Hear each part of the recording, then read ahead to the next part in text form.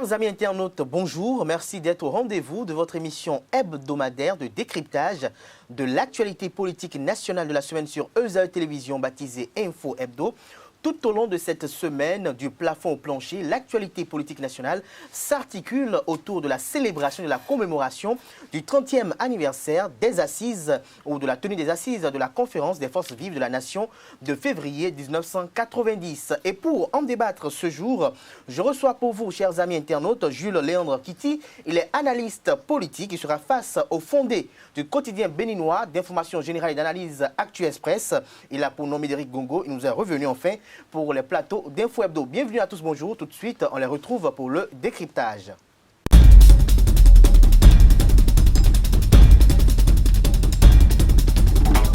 Le décryptage de ce jour, comme je l'annonçais à l'entame de cette émission, se fera avec vous, Médéric François Gongo. Bonjour. Bonjour Kader et amis internautes, bonjour. Bonjour et merci de nous être revenus finalement. Vous êtes face à Julien Kitty, bonjour et merci d'être toujours disponible. Bonjour Kader, je suis curieux de savoir si Médéric vous avait filé entre les doigts. Ah, plusieurs fois. Bon, sûr qu'il était sur d'autres fronts. Bon, mais je suis heureux quand même on fait face à face avec lui. Comme je vous avais toujours dit, il restera toujours quelques éléments pour tenir le temple. Pour tenir le temple. Alors, et nous devons travailler à ce que Médéric y reste pendant encore longtemps. Parce que alors, Médéric François Gongo, vous avez suivi les assises de la conférence des forces vives de la nation de février 1990. Dites-nous, de 1990 à 2016 déjà, quelle est la lecture, l'analyse que vous faites de l'évolution démocratique du Bénin? Je m'en voudrais de ne pas rendre hommage aux compagnons avec qui, déjà en 1989, nous avions battu le macadam pour forcer le gouvernement révolutionnaire d'alors à aller vers les assises. Parce qu'à l'évidence, il faut le reconnaître, ce fut un combat des élèves, des étudiants qui a permis aujourd'hui au Bénin de vivre à l'ère des libertés individuelles et collectives et de converger dans une logique de démocratie libérale vers un destin commun. Je tiens ici, pêle-mêle, à rendre hommage à ceux qui ont rendu le âme en ce moment. Je veux parler de Togbadja, je veux parler de Akachapafé déjà dans les années d'avant, mais je veux parler également de Lassé Antoine, des Toto Bernardin, de Rondeyo Philippe, qui étaient nos jeunes en ce moment et qui avaient joué des pieds et des mains, les commissaires Aglo, les Léon Ada, pour nous amener à avoir confiance en nous-mêmes et à provoquer le mouvement du 9 décembre 89. Nous étions des combats. Ceci étant, le besoin de plus de liberté s'était fait sentir avec la crise économique exacerbée depuis 1986, qui a connu son pic en 1989, avec l'isolement du régime militaro-massiste du moment. Le besoin s'était fait sentir d'ouvrir le champ des libertés pour permettre à notre pays d'aller vers d'autres horizons pour se mettre sur des boulevards de développement. Le besoin du multipartisme intégral et de libéralisme économique s'était fait sentir, et c'était les deux points fondamentaux de la conférence nationale qui a accouché des résolutions qui régentent aujourd'hui encore la vie publique dans notre pays. Du chemin a été parcouru, des acquis sont évidents,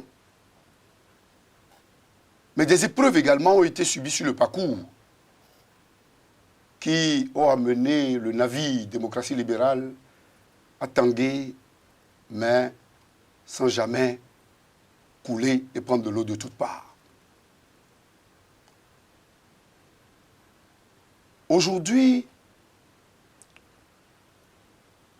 pour faire un bilan sans se laisser tasser de courtisans, de partisans, nous devons, à la vérité, reconnaître que le système politique n'a pas comblé les attentes du peuple.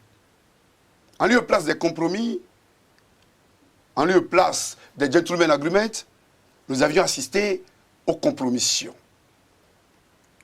En lieu et place du fonctionnement des partis politiques pour éveiller la conscience des citoyens de manière à les amener à avoir un esprit de discernement, à faire preuve de circonspection dans l'appréciation des problèmes de la nation, des résolutions et des solutions apportées par les différents gouvernements, nous avions assisté au démantèlement des partis politiques, à des reconstitutions au niveau des partis politiques.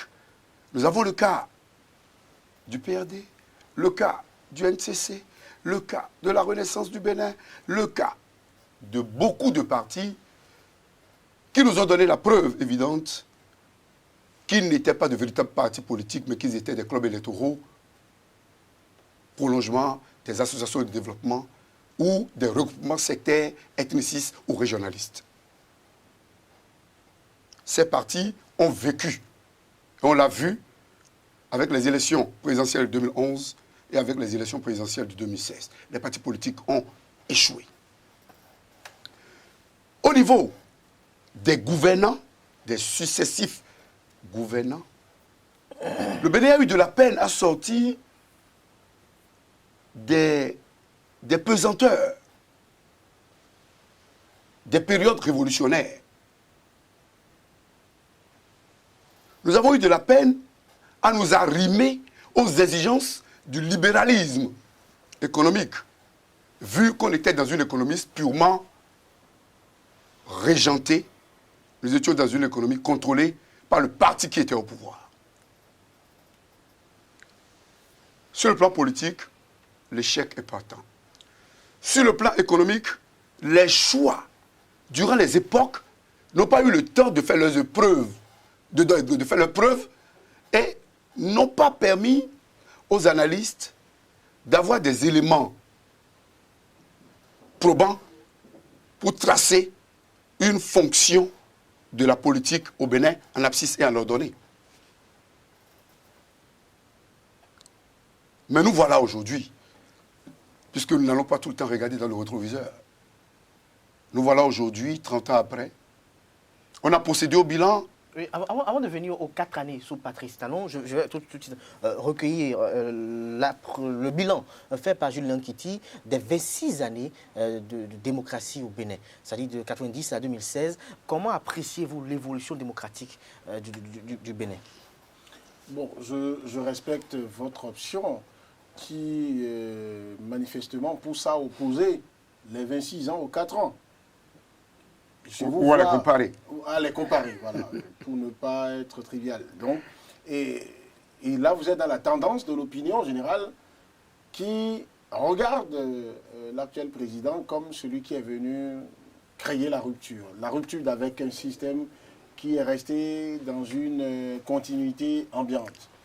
Alors qu'à chaque régime, à l'avènement de chaque régime, à coup d'idéologie et d'expression, de jeux de mots, on a quand même créé dans le subconscient des Béninois l'idée de la rupture, l'idée du changement, l'idée de, qu'est-ce qu'on dit encore, refondation. De la refondation. L'idée du renouveau.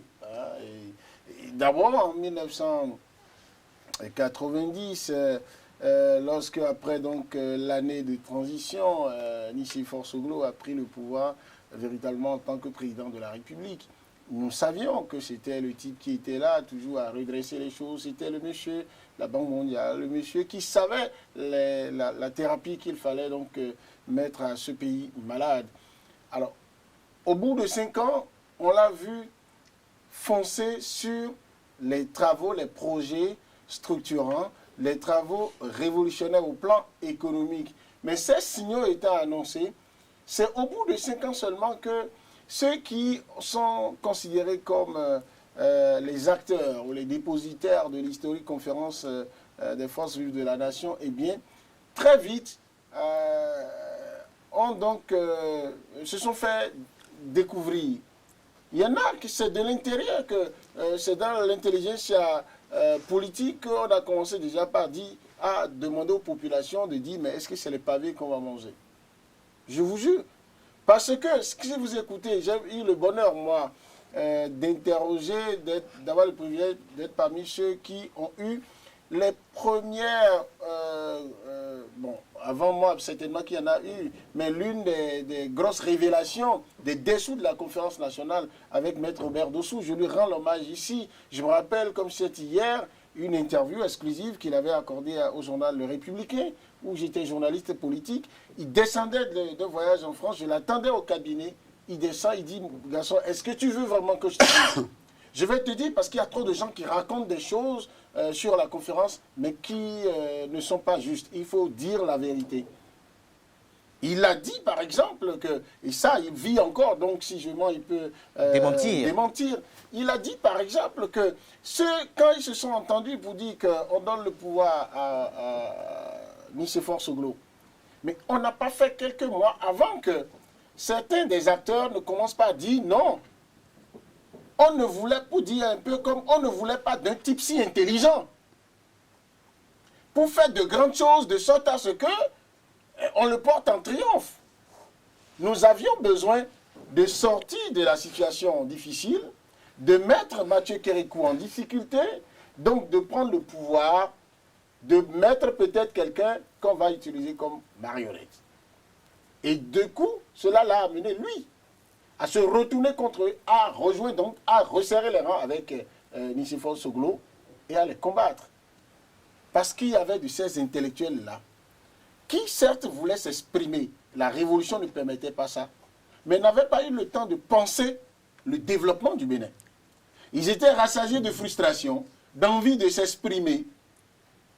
Un ballon gonflé, on y a mis l'épine et puis ça fait pouf. Et nous avons dit démocratie. Mais c'était important. Parce que derrière, comme Médéric l'a dit, il y avait la grande masse de jeunes qui, eux, sans parti pris, sans calcul, disaient on avait envie de souffler. On avait envie de bouger, de dire ce qu'on pensait. Mais il y avait quand même cette classe intellectuelle ou politique qui voulait toujours tenir les choses et qui avait deux branches, la branche dure des révolutionnaires et ceux qui voulaient faire autre chose que ça.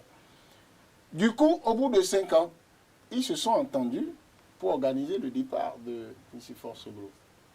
Sinon, comment la classe politique béninoise, si intelligente, si intellectuelle, va brandir comme argument que le monsieur ne sort que les projets, les réalisations pour dire qu'il faut le porter en triomphe. On finit ça, mais la preuve, on a ramené Mathieu Kérékou parce qu'eux-mêmes ont été incapables de tenir le coup. Mathieu Kérékou étant venu pendant 2 mandats, pour moi, paix à son âme, il faut saluer l'effort que celui-là a fait, le général Mathieu Kérékou, de s'adapter d'abord à la machine démocratique instaurée. Et il ne cessait de le répéter dans sa résilience qui parfois était certainement dure à supporter, parce que pour un général, quelqu'un qui n'a eu de formation que militaire et qui a dirigé de mettre ce pays-là pendant tout ce temps, venir mettre maintenant le manteau de démocrate, c'était difficile pour lui, mais il a tenu avec beaucoup de grandeur. C'est ça qui l'amenait lorsque ces intellectuels-là tentaient d'exprimer des récriminations par rapport à ce qu'imposait la démocratie. Il était encore là pour leur dire, ah non, vous avez menti. Tout ça a été taillé sur mesure pour qu'un certain nombre de personnes soient écartées, y compris que moi-même je sois limité dans mes ambitions de rebondir. Donc vous allez tous subir ça.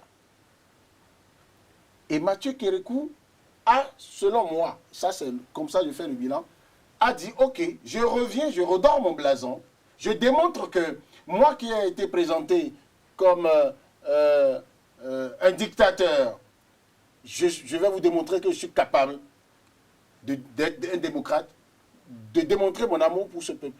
Mais le développement du pays, je le laisse en griffe entre vos mains. Du coup, il nommait des intellectuels, des technocrates pour régler la question du développement et ils ont échoué. et il a eu beau jeu de leur dire, vous êtes des intellectuels tarés. Alors, quand il finit ça, on a passé alors 10 ans où le pays était géré d'une manière où, si on devrait expliquer ce qui a été fait des ressources de ce pays, de la gestion du président, on allait vider la classe politique que vous voyez aujourd'hui, en tout cas en grande partie, parce que les mêmes sont encore là. Et quand Yahya Boni vient, qu'est-ce qu'on a dit? Et cela va vous permettre de mieux comprendre le comportement de celui qui est au pouvoir maintenant. C'est que déjà, quand Yahya Boni venait, on a vendu contre le renouveau démocratique et le renouveau politique, le renouveau économique. Je m'en souviens comme si c'était hier. Tout le monde a dit, nous avons assez démontré que nous savons faire la politique. Maintenant, nous allons faire le développement et le développement économique. Et en communication politique, les sorciers de la communication politique ont exploité quoi? Parce que ça, je l'ai vérifié même après. On a vendu le mythe du banquier. Et vous savez que dans la conscience collective du Bénin, le banquier, en tout cas jusqu'à peut-être maintenant que vous comprenez, le banquier, c'est le type qui est capable donc d'apporter l'argent. Donc depuis ce temps, on savait que le Bénin n'avait plus besoin de démontrer qu'il sait faire la politique, mais il veut l'argent pour qu'on mange mieux. Le symbole de campagne de celui qui a gagné le pouvoir, son Boni Yayi, c'était quoi? Kori, ça représente quoi dans l'histoire ou la mythologie béninoise? C'est cela, de cela qu'il s'agit. Alors, pendant 10 ans, lui aussi, il a fait, puisque sa mission, c'était de démontrer qu'on peut développer le Bénin, et que ce dont on a besoin maintenant, c'est le développement économique, les couacs qu'il a observés, parce que les gens lui brandissaient chaque fois les acquis de la démocratie. Certes, il faut les maintenir, mais beaucoup se cachaient sous ce vocable-là pour organiser l'anarchie et empêcher celui qui veut évoluer dans le développement de le faire. Du coup, Boni Yayi, qui aujourd'hui se trouve dans l'opposition à Patrice Talon, eh bien, a dû sortir les mots qui relèvent vraiment des reflux de quelqu'un qui est en colère, mais qui exprime un état d'âme. Quand il vous parlait de démocratie, Nescafé, quand il vous parlait de dictature du développement, voilà quelqu'un sentant la fin de son mandat, sentant cette fin venir, se dit, mais vais-je finir les 10 ans sans produire le développement que j'ai promis? Il a fait ce qu'il a pu. Et donc, celui qui est là aujourd'hui, me semble-t-il, avec son style à lui, a décidé d'aller plus loin. Voilà. Donc voilà les 26 ans, comment moi je les ai regardés. Et je finis en disant qu'aucune époque n'a été inutile. Je suis de ceux qui pensent que, et ça je l'ai dit, aucun président ne peut dire que les autres n'ont absolument rien fait. Mais chacun a réglé, me semble-t-il, une époque, une tranche de l'histoire. Et des problèmes donnés. Oui, et maintenant nous sommes en plein dans le règlement d'un problème de notre temps, de mon point de vue. Alors, Médéric François Gogo, avant de vous interroger sur les 4 années de Patrice Talon, en ce qui concerne la préservation des acquis démocratiques, je suis en train de prendre des notes. Je vous laisse rapidement vous vider d'abord avant de passer à cette question, à cette préoccupation. J'aimerais dire que c'était dans cette ambiance de la chute du mur de Berlin avec la mise en berne de la philosophie socialiste pure pour l'adoption de la social-démocratie ou du libéralisme que le vent a soufflé sur le continent africain et que le Bénin était devenu le laboratoire de la démocratie libérale qui obligeait ses dirigeants à respecter les droits de l'homme, qui obligeait ses dirigeants à libéraliser l'économie. Mais en lieu et place de l'économie libérale, nous avons eu un transfert du monopole d'État vers un monopole du privé. En lieu et place du multipartisme intégral, nous avions eu des roitelets qui se sont proclamés des rois. Nous avions eu des groupements d'intérêts politiques qui se sont trouvés des qualités de partis politiques au niveau des droits de l'homme. Nous avions eu une évolution en dents de scie, sous tous les présidents. Même lorsque le président Mathieu Kérékou est revenu, il y avait également des hics au niveau de la démocratie. Il y avait des hics au niveau des droits de l'homme. En ces aspects principaux, le bilan n'était pas satisfaisant. Même si à l'évidence, comme je le dis et je le redis, il y a eu des acquis. Les responsabilités, durant les 26 premières années, peuvent être facilement situées. Nous avons des carriéristes politiques qui, ayant milité dans des mouvements de jeunesse, le Ragemo, l'UGED, le FACEN, la FEANF, dans l'Hexagone, se sont octroyés ensemble avec certains acteurs du moment, se sont octroyés l'exclusivité de régenter l'existence politique du pays. Ils ont pris le titre foncier de Ils ont cru posséder le titre foncier. À tel enseigne que les assauts répétés des candidats qui étaient qualifiés d'outsiders ou d'intrus n'ont pas réussi longtemps durant à ébranler leur citadelle de protection des intérêts égoïstes et inavoués. On a vu, lorsque Soglo est arrivé, ils l'ont laissé venir, mais très tôt, ils l'ont fait repartir, ils ont ramené Kérékou. Voilà. On a vu ceux qui tenaient les mains. Parce que Soglo voulait être intelligent. On a vu ceux qui tenaient les mains de Kérékou.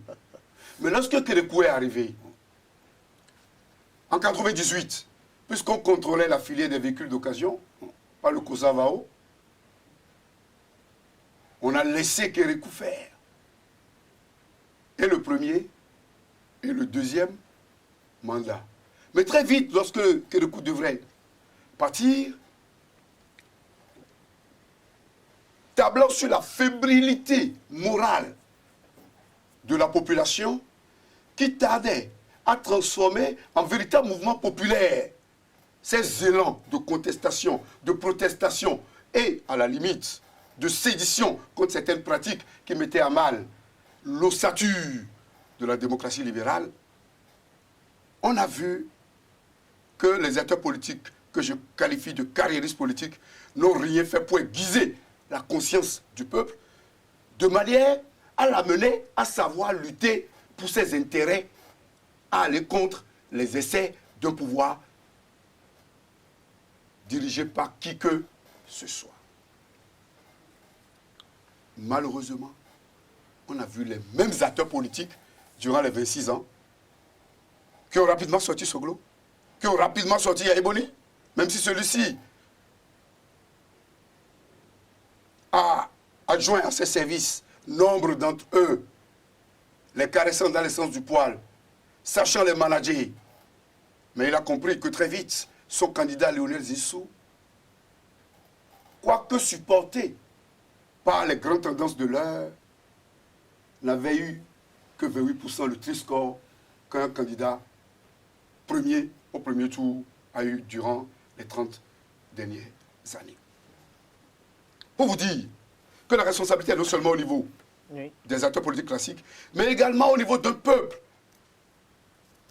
qui n'a pas été amené à savoir là où se trouvent réellement ses intérêts, mais qui a été clochardisé par des marchands d'illusions qui ont su tabler sur les susceptibilités de circonstances pour toujours avoir voix au chapitre et participer au partage du gâteau national.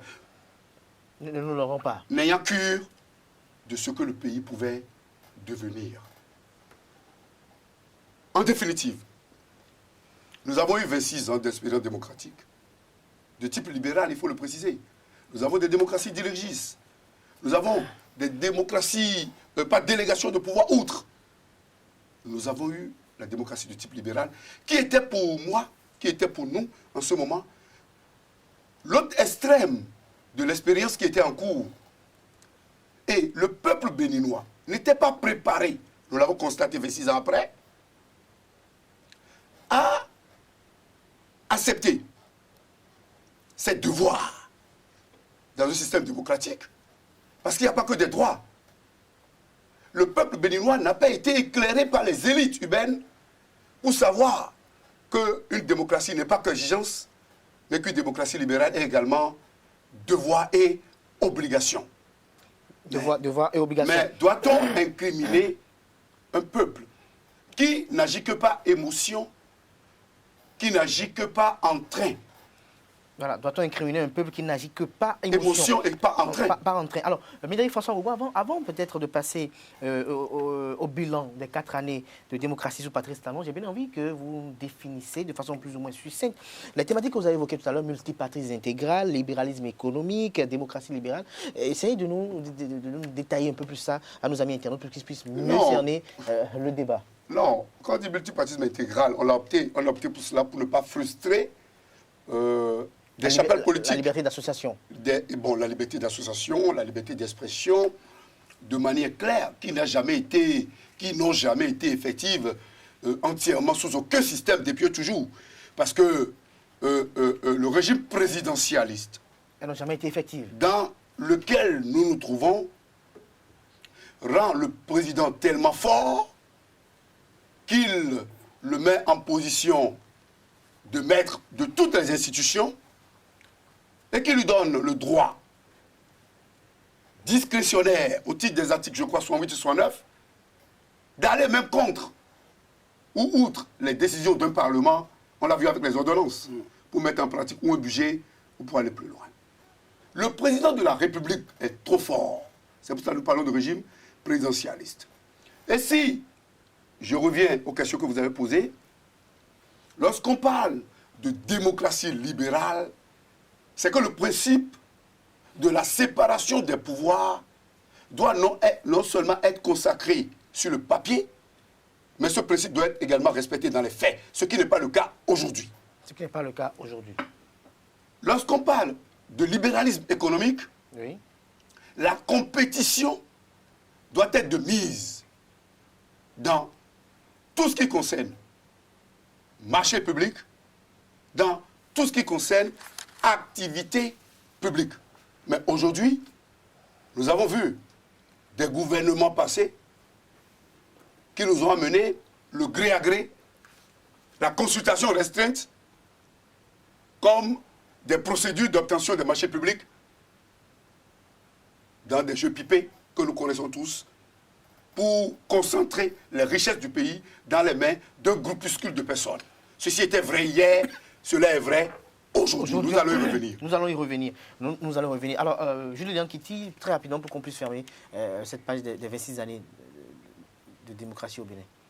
Non, mais moi, je pense que sur ces 26 années de démocratie, ce qui a lieu de retenir, pour qu'on ne perde pas le temps dans le débat l'historicité. Voilà. Il faut qu'on puisse avancer. Et même au niveau, ce qu'on dit, ce n'est pas seulement sur ce plateau, c'est également dans l'opinion. Vous voyez, des gens veulent ramener les émotions.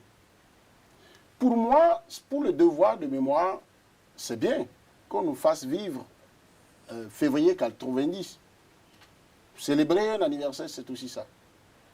Mais tenter de ramener les mêmes émotions qui ont suscité, d'accord, la conférence nationale, qui ont animé les âmes pour que dans cette salle du PLM à Lédio, malgré les oppositions d'esprit et d'options, les gens n'aient pas pu donc se tirer des balles dans la tête, les gens n'aient pas pu se jeter de l'acide là-dessus, et les gens aient pu résister, même à des appels, en des thèmes très clairs, dans le cadre des éléments d'archives qui sont diffusés sur les médias en ce mois de février, en ce mois d'anniversaire. J'ai pu entendre, par exemple, la voix du ministre de l'Intérieur d'alors dire dans la salle, qu'à l'allure où vont les travaux, que si cette conférence doit aboutir au néant, il vaut mieux que les travaux soient suspendus. Et qui dit ministre de l'Intérieur, sous la Révolution, on sait de quoi c'est. Je crois qu'en ce moment, des gens comme Martin Dehou à Zoïkos étaient encore très actifs, même si le système était économiquement à terre et l'idéologie n'emballait plus.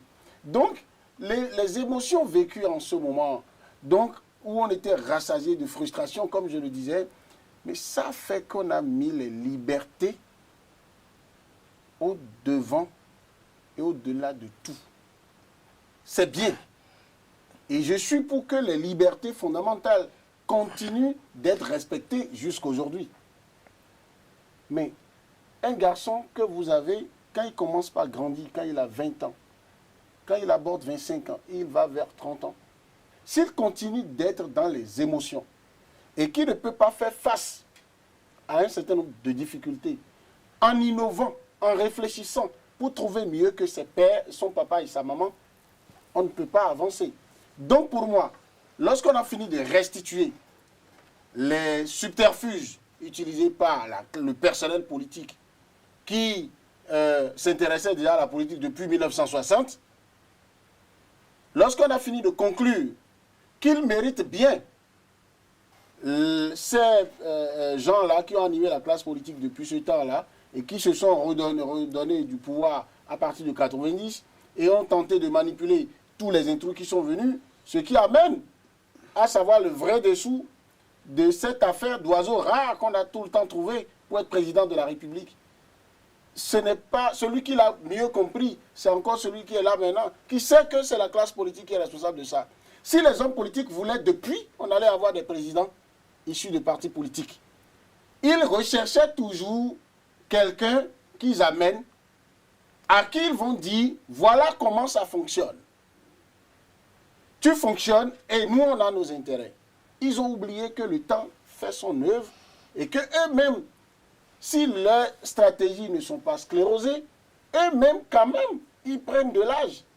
Aujourd'hui, il est question, selon moi, de prendre les 26 ans là à leur juste valeur pour dire, oui, quelque chose a été fait, même si c'était des erreurs, même s'il y a eu, tout compte fait, des hauts et des bas. Et si nous sommes intelligents pour tirer les conclusions de ça, on va bien gérer ce qui se fait actuellement. Et si depuis 4 ans, on comprend ça, on ne passera pas tout le temps à opposer à celui qui est là, fruit d'une manière ou d'une autre de la somme de ces expériences-là, même s'il n'a pas été acteur de premier rang de la conférence ou de la lutte avant la conférence, j'en sais pas grand-chose, mais il a observé. Et il sait qu'il peut tout faire, sauf se comporter comme celui qui a pris le pouvoir en 1990. Sauf se comporter comme celui qui a pris le pouvoir après Soglo, celui qui a pris le pouvoir après donc Kérékou. Et pendant 10 ans, je vous l'ai dit tout à l'heure, Boni Yahi a travaillé à ressortir les points cachés de nos tests qui n'ont jamais été appliqués réellement. Par exemple, le super présidentialisme, ça existait dans nos tests. Mais Kérékou qui donnait l'impression du monsieur qui disait, bon, si tant, comme il le disait à la presse, tant que ça peut vous permettre de vivre, de dire n'importe quoi, tant mieux. Il disait aux hommes politiques aussi, il les laissait faire. Ils organisaient, comme il a dit tout à l'heure, au port de Cotonou, ils géraient le poumon de l'économie. Mais c'est encore eux qui, lorsque un homme d'affaires vient, dès qu'il cherche à être intelligent, il cherche à réfléchir, on lui dit non, non, non, non, la politique à part, l'économie à part. Alors qu'ils ils instauraient déjà la parfaite confusion entre la politique et l'économie. Et du coup, les fonds de l'économie béninoise étaient injectés dans la politique. Vous vous êtes là. Dans la politique, vous vous êtes là. Ce qui fait que le fait d'oser arrêter tout ça en si peu de temps présente celui qui est là un peu comme un vrai emmerdeur pour cette classe-là d'hommes politiques qui veulent bien que les ressources publiques continuent d'alimenter, de donner de l'embonpoint au personnel politique au lieu de donner le mieux-être à la population. Et donc l'inverse a été fait. Et lorsque vous osez faire ça, comme le président actuel a eu le culot de le faire, vous vous attendez à subir l'assaut de cette classe politique-là. Ce qui l'oblige, me semble-t-il, à lui-même chercher à les tenir dans leur carcan. Du coup, vous avez l'impression que le président qui est là est un dictateur. Non. il applique, selon moi, aux hommes C'est un politiques... dictateur des lois. Non, à ces hommes politiques, un système qui leur permet consciemment de vivre la douleur de savoir que on les connaît. C'est-à-dire que si on les laisse n'importe comment, ils vont faire de lui la même chose qu'ils ont eu à faire des autres. Des autres. C'est ça la vérité selon moi. Et c'est très important. Et donc il faut qu'on sorte de ces émotions-là pour dire à celui qui est là, oui. non, en 90, nous étions les plus libres, nous avions proclamé, on était leaders. D'accord. Ce qui peut être sauvegardé de ces libertés-là, qui relèvent des droits de l'homme, qui sont universels, qui traversent le temps, on les maintient, on les renforce, on met en place des systèmes qui font que même celui qui est là, président de la République, s'il tente d'en abuser, on va pouvoir le lui dire. Mais on lui dit, est-ce qualité? Aujourd'hui, société civile, c'est devenu où et quoi au Bénin? Parce que les gens n'arrivaient pas à établir une architecture claire de leur statut. Tout à fait. Vous aviez quelqu'un qui était dans la société civile, qui arpentait les couloirs politiques, et c'était... Le gars demande à ce qu'il y ait de la transparence, qu'il y ait de la traçabilité. Dès qu'on aurait obtenu ça, et dès qu'on aurait des acteurs de la société civile puissants, statut obtenu, si possible renforcé par la législation et tout, eh bien, un acteur de la société civile digne du nom, qualité, ne critiquerait pas les options stratégiques du gouvernement, et le chef de l'État va leur en vouloir. Va leur en vouloir. Alors, Médéric François Gongo, vous, par rapport aux 4 années de démocratie sous le régime du président Patrice Talon, les commentaires fusent de part et d'autre. Pour certains, il y a un bâillonnement des libertés, il y a un bafouement des acquis démocratiques. Vous, Médéric François Gongo, qui avez vécu la conférence des forces vives de la nation et qui avez vécu également les 26 années de démocratie de 90 à 2016 et qui est en train de vivre actuellement ces 4 années sous Patrice Talon, quelle analyse vous en faites? Est-ce que véritablement Patrice Talon a bafoué les libertés? Est-ce que véritablement Patrice Talon, je dirais, a saccagé les acquis démocratiques? Avant que de venir à cette question, je tiens à préciser que le virage de la conférence nationale avait été déjà mal négocié. Parce que le Parti communiste du Bénin, les mouvements associatifs des élèves et des étudiants qui avaient, avec l'UNACOB, dans une certaine mesure, mené le combat, prendre des risques, se sont retrouvés ou sont représentés ou pas du tout présents au niveau de la conférence nationale, qui a été prise en otage par la bourgeoisie, qui a été prise en otage par la bourgeoisie comprador, composée des personnes qui ont fui le pays ou pour avoir commis des crimes ou des délits, ou pour avoir voulu trouver mieux ailleurs. Le virage avait été mal négocié. C'était des gens qui prenaient de la politique comme un fonds de commerce. Et jouer en politique pour eux, c'était comme s'ils jouaient à la belote. En affaires. C'était ça. Il fallait jouer pour gagner. Et comme tel était le cas, on allait chercher le joker qui pouvait faire le jeu. On habillait le joker, on déterminait les slogans en prenant le nihilisme du gouvernement passé, même si l'on a participé à la mener et à gérer le pouvoir avec. C'était un éternel recommencement des gens qui sont encore là aujourd'hui, mais qui se refusent de quitter la scène avant que le rideau ne tombe devant eux. Le virage ayant été mal négocié, on n'a pas eu le temps, de manière objective, de faire le bilan.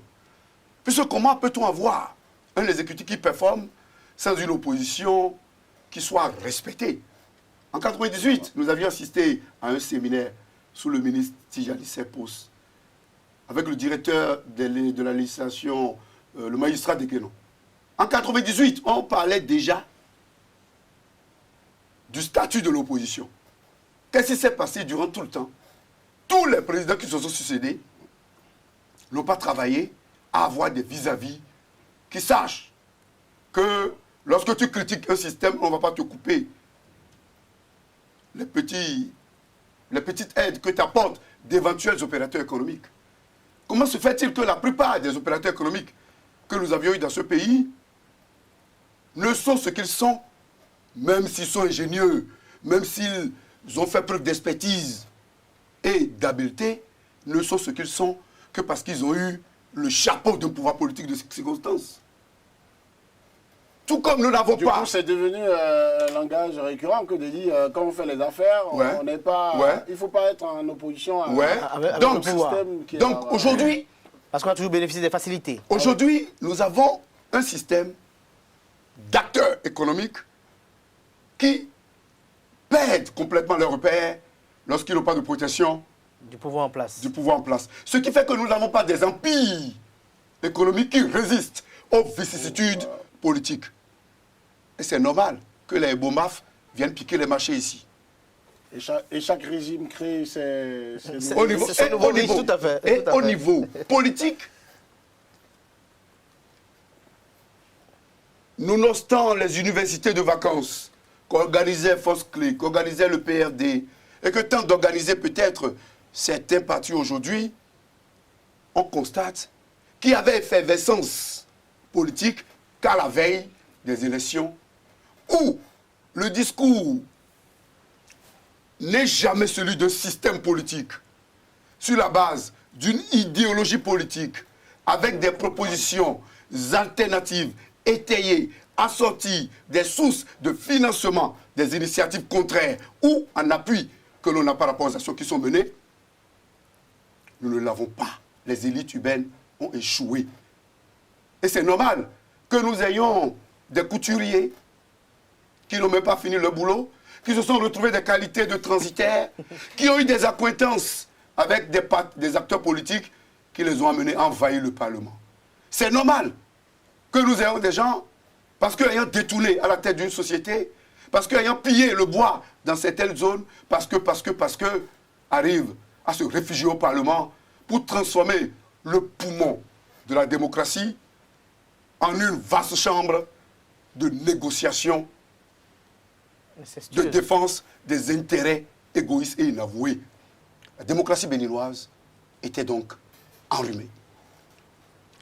Et les dernières années, avant que nous n'ayons ce système, nous ont permis à suffisance de constater l'échec partant des partis politiques dans leurs anciennes formules, parce que lorsqu'on a un candidat comme Lionel Zissou, qui était le candidat de l'Hexagone, le candidat du pouvoir, le candidat des grands ensembles politiques du moment, le PRD, la RB, la FCBE, et dans une certaine mesure de l'Union fait la nation, comme je le disais, qui n'a eu que 28% au premier tour, c'est que les partis politiques dirigés par ceux qui conseillent ou conseilleraient encore l'actuel chef de l'État n'existaient que sur papier.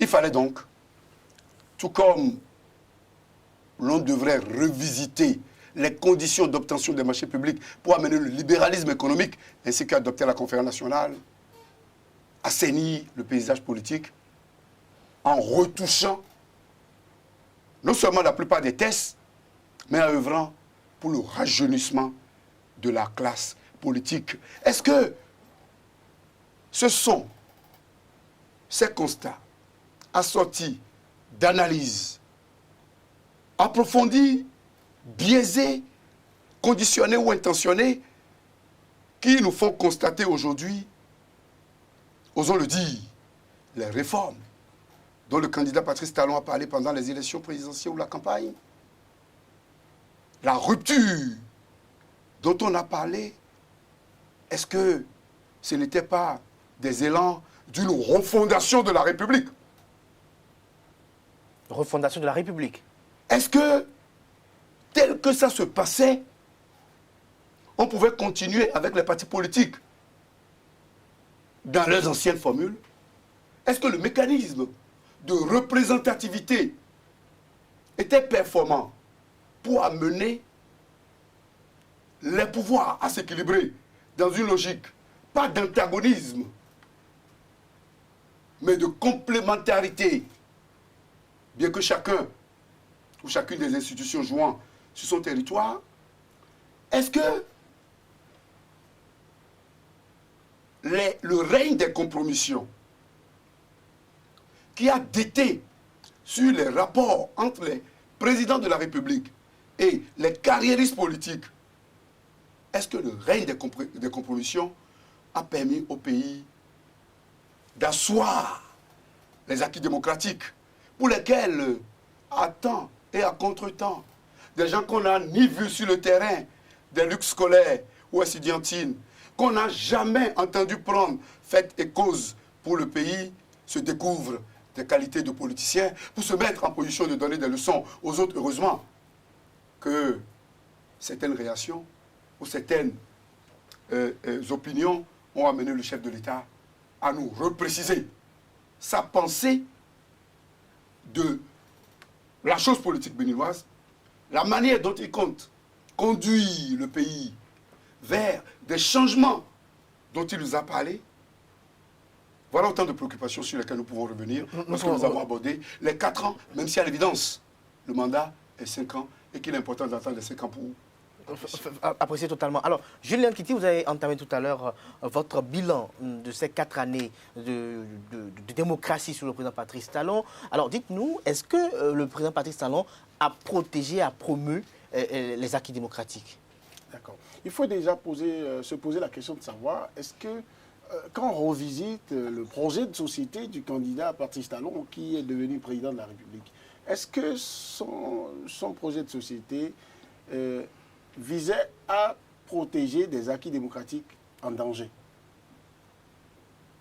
Parce qu'on fait de la fixation sur les acquis démocratiques comme si c'était ça le projet de société de la personne. Cela allait de soi que les acquis démocratiques étant de l'ordre des choses, de l'ordre normal des choses, dans un pays où on veut que les libertés soient respectées, dans un pays où la séparation des pouvoirs est consacrée, dans un pays où l'alternance au pouvoir est régulièrement constatée. Tout compte fait, on organise les élections régulièrement, plus ou moins à bonne date. Ça fait partie des indicateurs de bonne santé d'une démocratie.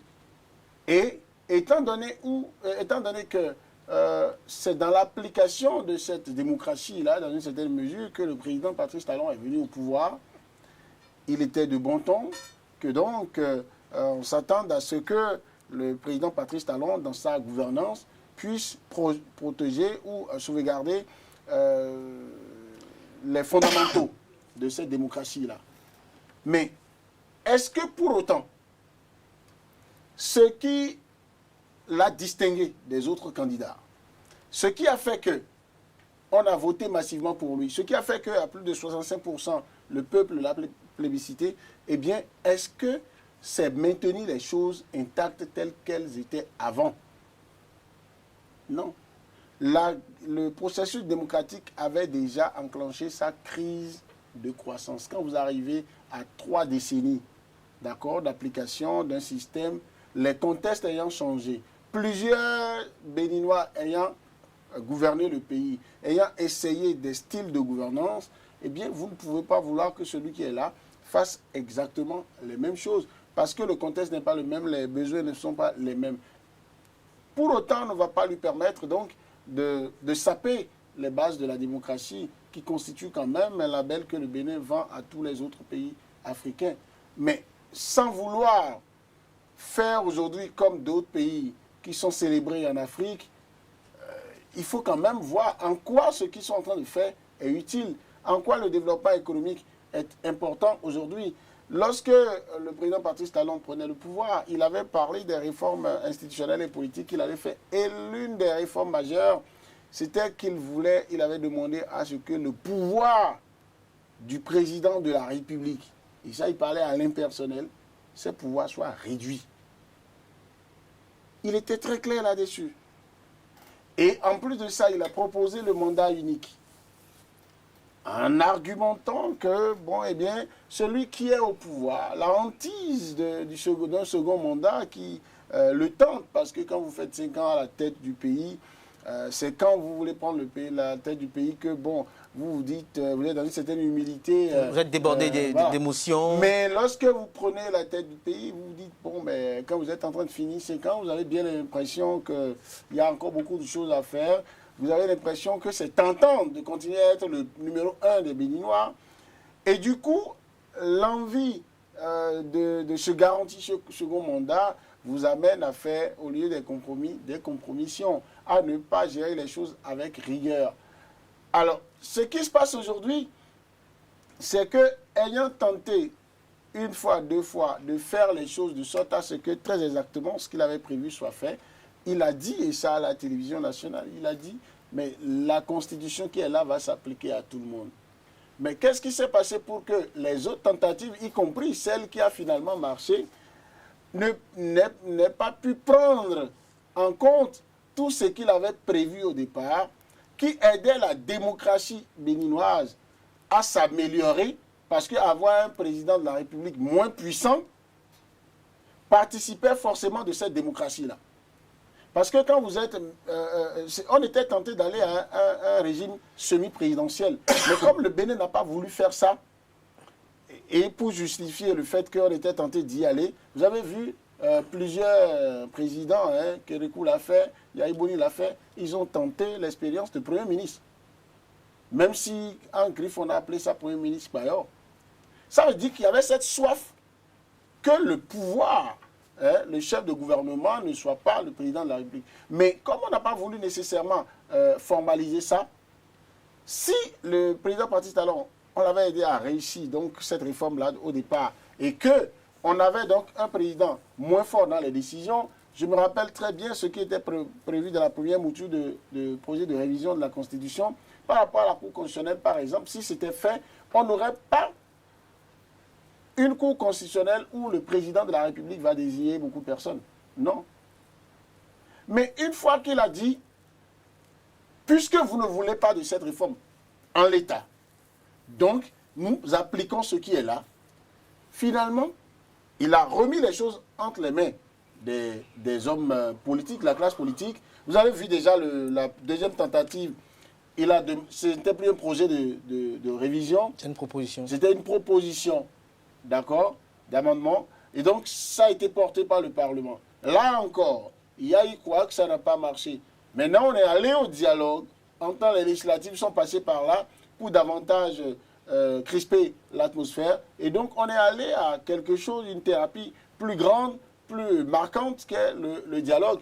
Et aujourd'hui, on peut dire que tout ce qui a été fait, qu'on ait aimé ça ou pas, au plan des réformes institutionnelles et politiques, visant à aider la démocratie béninoise à bien se faire, on pourrait dire qu'il a au moins la caution du Parlement. Après, on peut dire que ce Parlement, ce n'est pas normal, ce n'est pas bien qu'il y ait seulement 2 formations politiques qui soient là-bas. Moi qui suis ici, je l'ai déploré.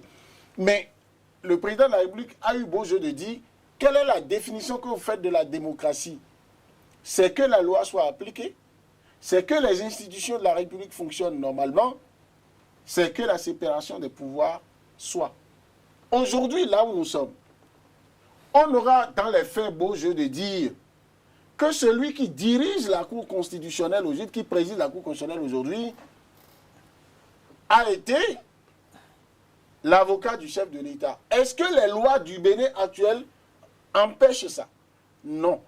Donc on est toujours en démocratie. On est toujours en démocratie. D'accord? Oui, allez-y. Est-ce que celui qui est... ça viole les lois de la République que le ministre de la Justice a été un ami du chef de l'État? Est-ce que ceux qui vont au niveau de la Sénat, ceux qui vont au niveau de la HAC, ceux qui vont au niveau des autres institutions, est-ce qu'il n'y a pas le principe, même on est allé jusqu'à parler de principe de désobéissance? Non pas au plan, du point de vue péjoratif, mais pour dire, même celui qui vous a désigné, au nom de l'œuvre patriotique qu'on attend de vous, eh bien, vous devez refuser de lui des ordres qui compromettent les piliers de la République et de la démocratie. Du coup, moi, j'observe aujourd'hui, de ma position, que si la démocratie béninoise est en difficulté, tel que certains le disent, tel qu'une certaine opinion l'exprime, eh bien, le problème n'est pas Patrice Talon. Parce que... Le problème, c'est quoi? Les lois qui sont là, les procédures pour adopter ces lois ont été suivies. D'accord? pourquoi... Donc le problème, c'est le modèle démocratique béninois. Oui, pourquoi le dispositif qui est en place, qui faisait avant que lorsqu'un chef de l'État exprime des vœux, veut que les choses soient orientées de telle façon, s'il y a des volets qui ne sont pas bien ou bien qui ne mettent pas le grand nombre à l'aise, comment le dispositif permettait avant de l'en empêcher? Pourquoi aujourd'hui ce dispositif n'arrive pas à l'en empêcher? Ça veut dire que nous ne nous sommes pas préparés. Pendant que les années défilaient, nous ne sommes pas préparés pour dire, mais quand nous allons faire 10 ans de démocratie, est-ce que nous aurons les mêmes problèmes à régler? Les mêmes quand enjeux. nous aurons fait les 20 ans, est-ce que ce sont les mêmes enjeux? Est-ce que quand on va arriver à 30 ans, oui, on aura encore ça? Non. Du coup, on ne s'est pas préparé et aujourd'hui, on se réveille pour se surprendre à voir quelqu'un dire c'est bien les 30 ans de démocratie. Mais la démocratie, là, aujourd'hui, doit être remise sur le tamis. On doit pouvoir voir ce qu'on a. C'est exactement comme un mariage qui se fait de façon pompeuse à l'église, chez le maire. Tout est beau. Dites-moi qu'il y a une seule chose qui dérange quelqu'un le jour du mariage, à part la frayeur que tout le monde vit au moment où le maire ou le prêtre ou le pasteur demande si quelqu'un a quelque chose à dire contre ce mariage ici, et s'empresse de le dire ici ou de ne plus jamais le dire. Ça veut dire que lui-même, il met les garde-fous pour que tout soit beau le jour du mariage. Mais est-ce que c'est sérieux, ce serait sérieux de la part des conjoints de rentrer dans leur foyer et de s'imaginer que 6 mois après, 1 an après, des années après, ils doivent continuer à voir les choses telles qu'elles sont. Est-ce que les caprices que l'homme pouvait tolérer à son épouse au moment où il convolait en juste noces, il peut continuer 6 mois seulement après à les tolérer? Non. En 1990, est-ce que quelqu'un pouvait lever le petit doigt pour dire qu'il proposerait un code numérique? Est-ce qu'il pouvait dire même, si vous dites, les questions de vous avez parlé à la radio, vous avez insulté quelqu'un, diffamation, je suis sûr qu'au sorti de la conférence nationale, il n'y a pas eu beaucoup de procès en diffamation. Parce qu'on avait envie de parler, si jamais tu touchais quelqu'un parce qu'il te disait des insanités, on allait te taxer de dictateur ou de nostalgique de la période dictatoriale. Révolutionnaire. Mais on a évolué. Le jeune aujourd'hui... Mais attendez, je n'ai pas envie de donner votre exemple. L'Afrique aussi a une sociologie. On ne va pas vous demander de regarder les choses de la même manière aujourd'hui. Donc, qu'est-ce que Patrice Talon fait? Et on lui a posé la question. C'est encore l'une des choses que moi, j'apprécie bien chez lui. Il y a des points même sur lesquels, parfois, moi, je ne suis pas d'accord avec le président de la République. Mais je suis fier de le voir dire comme un bon garçon, voici l'option que moi j'ai faite. J'estime qu'on doit faire comme ça.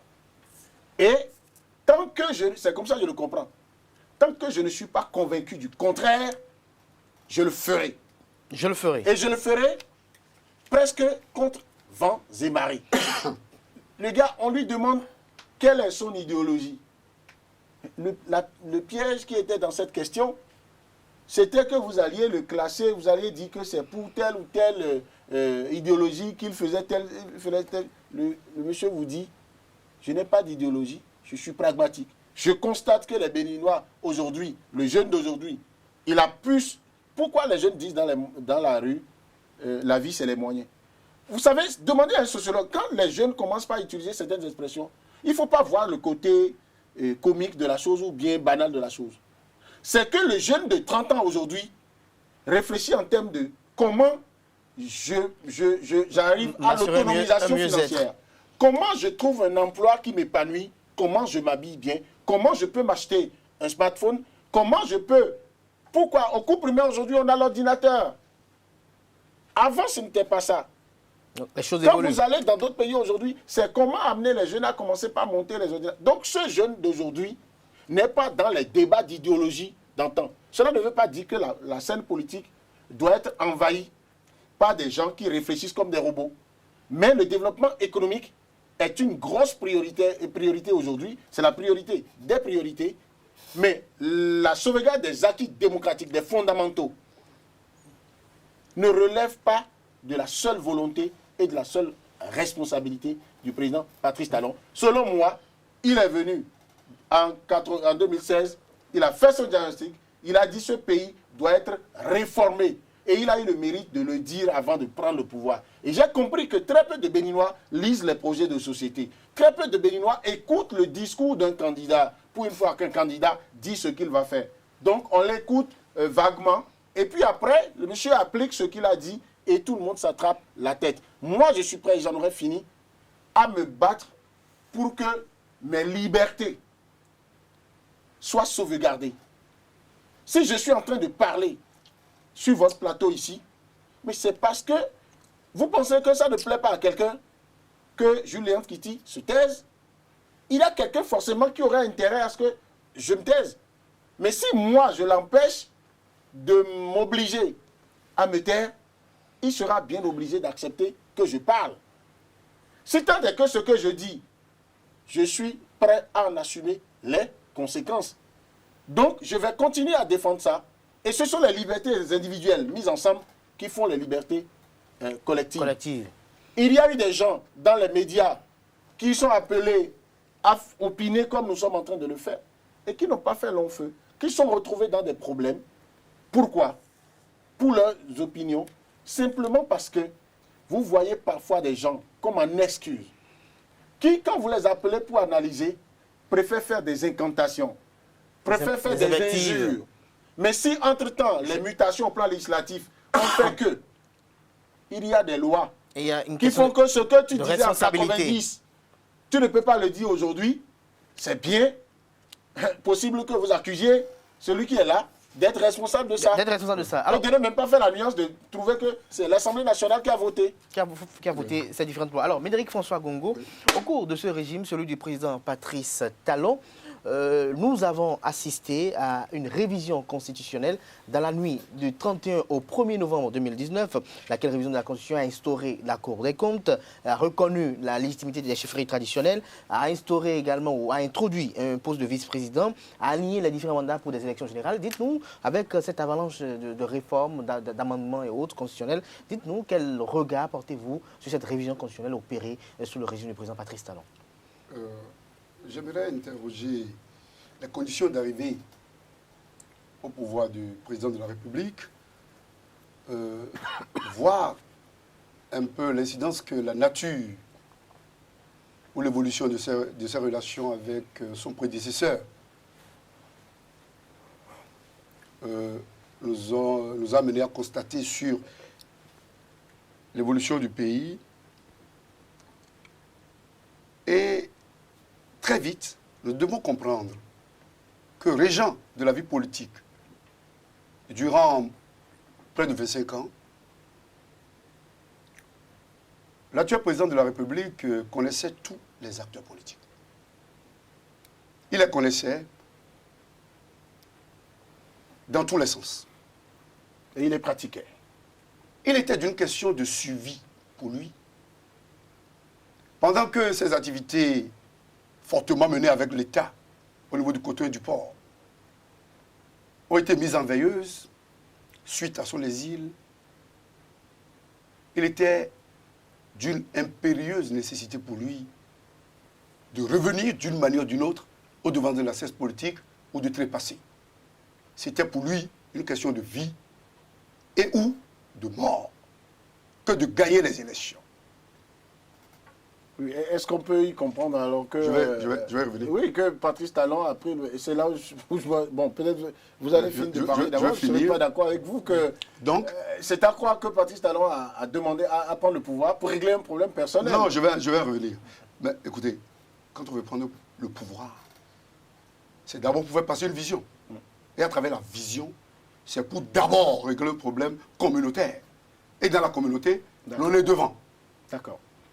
Je comprends. Lorsque je vois l'habileté de Médéric, lorsque je vois à l'aise, il fait partie de la communauté. Il y a une particule de la communauté. Je risque de perdre le fil de mon raisonnement.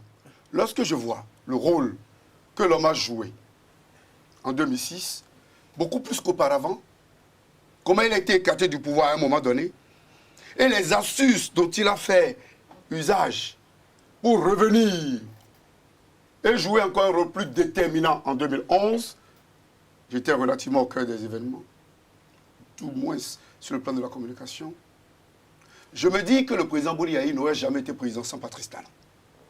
Je défie quiconque me démontrer le contraire. Au-delà donc d'une question d'investissement économique pour la préservation de ses intérêts au niveau du coteau et peut-être du port, c'était l'établissement de relations amicales, de relations plus intimes entre les deux hommes. L'histoire nous édifiera beaucoup plus sur les réelles conditions de leur disloque. Mais à l'épreuve des événements, nous avons constaté qu'après avoir quitté le pays en 2012, dans les conditions qu'on sait, le combat de l'homme a été de revenir au devant de la scène. Et en bon homme d'affaires, il a élaboré sa stratégie, il a pris le Parlement. Il a aidé à prendre le Parlement pour faciliter son retour. Il est arrivé. Et comprenant que tel que le système était, il ne pouvait pas de lui seul gagner, avec une belle lecture de la carte socio-politique à effet électoral du pays, il s'est mis dans la coalition de la rupture. Mais malheureusement, cette coalition de la rupture était composée de personnes aux intérêts hétéroclites, à la limite antinomiques. Des personnes qui en avaient des comptes à régler avec le système passé ayant été mis en veilleuse ou ayant été écartés du pouvoir. Des personnes qui étaient dans le jeu pour des questions de survie, parce que le président Talon lui-même était candidat, suivez mon regard. Et des gens qui, politiquement, devraient survivre parce que, sans les frères de la princesse, ils ne représentaient absolument rien. C'est dans cette maille que la coalition de la rupture a pu obtenir les 65%. Dans une logique de tout sauf Yahi. Parce qu'il aurait pu, au sein des FCBE, trouver un candidat. Même si la quarantaine n'avait pas pu passer au Parlement. Il y avait Abiola. Il y avait beaucoup d'autres personnes.